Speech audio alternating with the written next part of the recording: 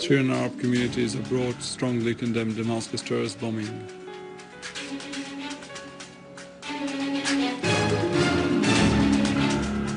The EU and Russia condemned Thursday's bloody attacks, and Washington foils an attempt to condemn the terrorist bombings in the United Nations Security Council. Abdullahian says Syria's battle against terrorism would be in interest of the Syrian people.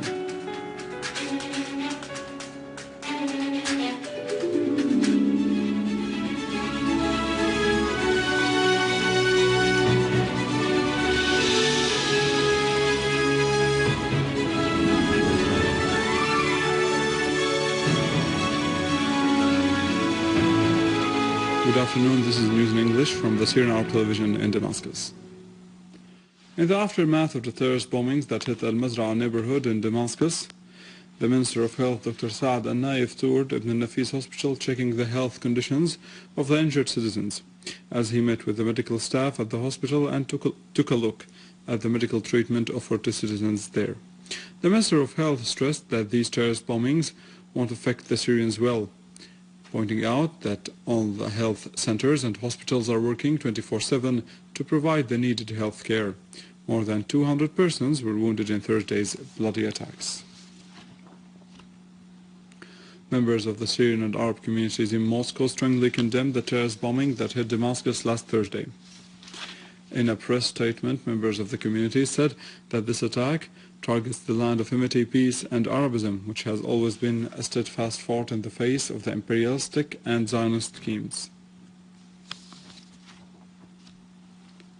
In the same context, in a press statement, the Syrian and Arab communities in Australia denounced the terrorist bombing which targeted civilians, describing this act as one of the tools of the conspiracies hatched against Syria. The Syrian students studying in the Czech Republic severely denounced the coward act and stressed their complete support for their homeland and people.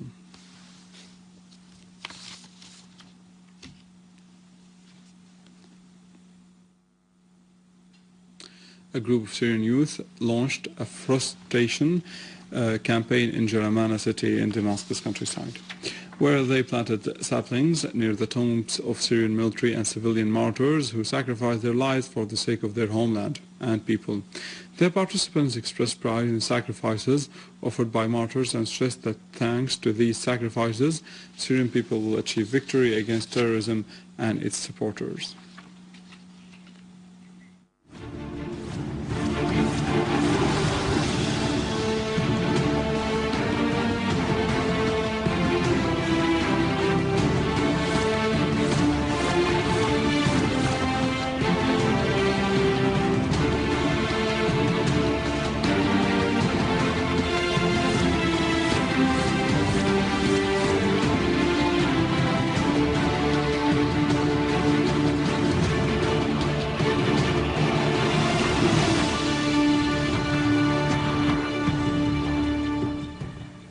Russian Foreign Minister Sergei Lavrov said that the U.S. veto against the Security Council statement condemning the terrorist bombings which hit Damascus last Thursday shows that Washington uses double standards when dealing with terrorism.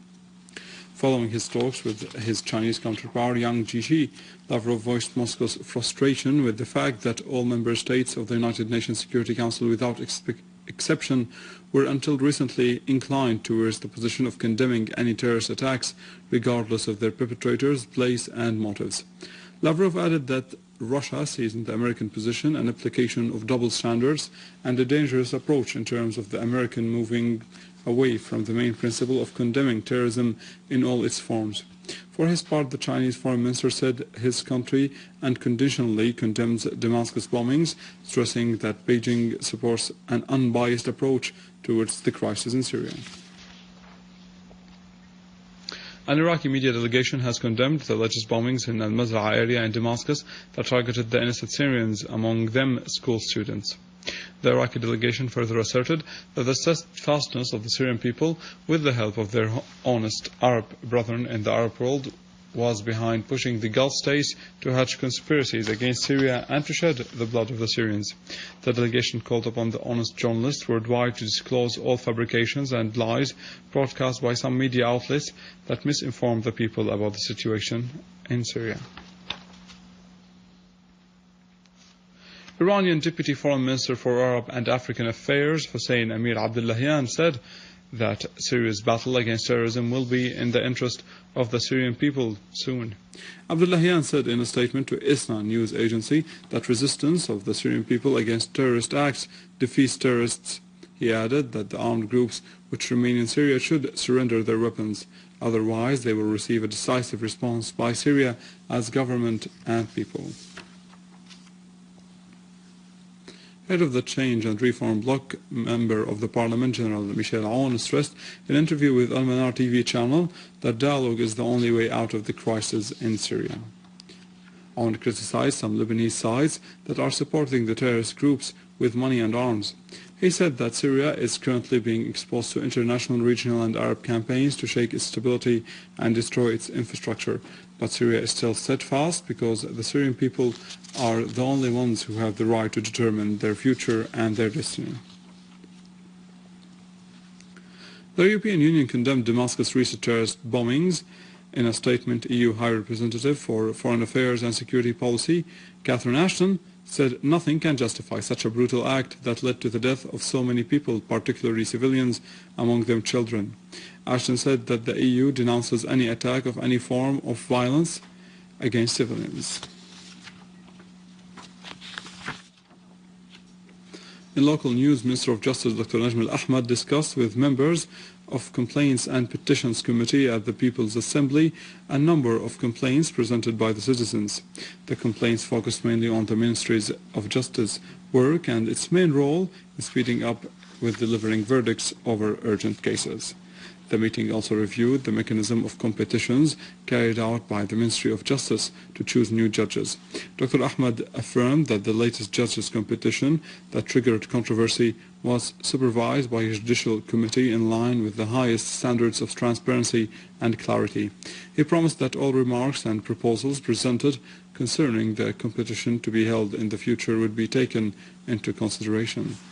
Members of the committee expressed hope that the ministry would play its full judicial role along with the security bodies in monitoring custody and interrogation the citizens, and to name the body that has detained the citizen and reasons for detention, with the aim to protect the citizen and the homeland.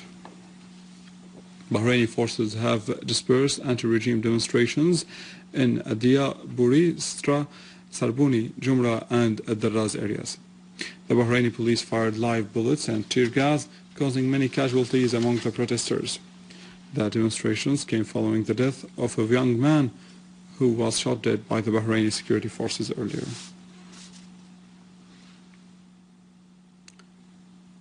With this, we reach the end of our news. More details on our website www.syriaonline.sy.